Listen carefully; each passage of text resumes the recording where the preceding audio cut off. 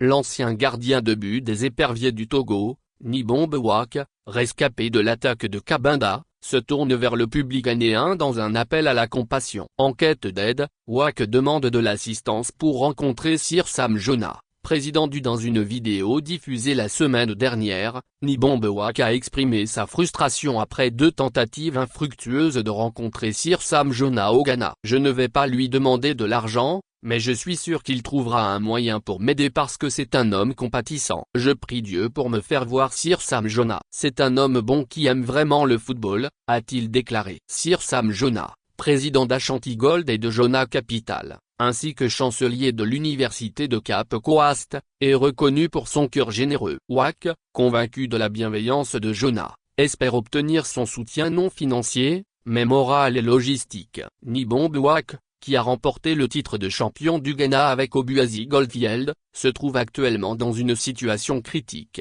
En janvier 2010, lors de la Coupe d'Afrique des Nations, un bus transportant l'équipe nationale togolaise a été attaqué par des rebelles armés dans l'enclave angolaise de Cabinda. Wak a été grièvement blessé lors de cette attaque, et ses blessures continuent de le hanter. C'est la balle qui est entrée dans mon pied droit lors de la fusillade en Angola qui a vraiment affecté ma santé et a détruit ma vie. Depuis, je ne peux plus marcher même après m'être soigné. J'ai commencé à marcher en tenant une béquille. Je vis donc dans des conditions très déplorables après avoir servi mon pays, se lamente l'ancien gardien des Éperviers. Un soutien espéré du Ghana. L'appel de Wak a été relayé sur les réseaux sociaux par un ancien chargé de communication de la Fédération ghanéenne de football, GFA. Ce geste vise à attirer l'attention du public et des autorités ghanéennes sur la situation de Wak et à faciliter sa rencontre avec Sir Sam Jona.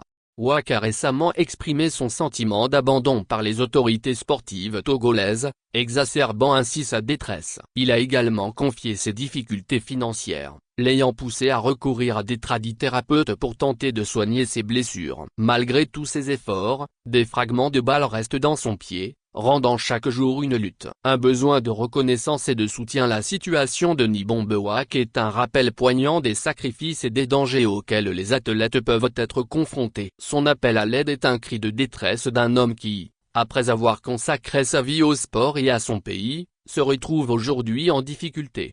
En espérant que son appel atteindra Sir Sam Jona et que ce dernier pourra lui apporter l'aide et le réconfort dont il a tant besoin, Wak continue de se battre, malgré les obstacles, pour retrouver une vie plus stable et digne.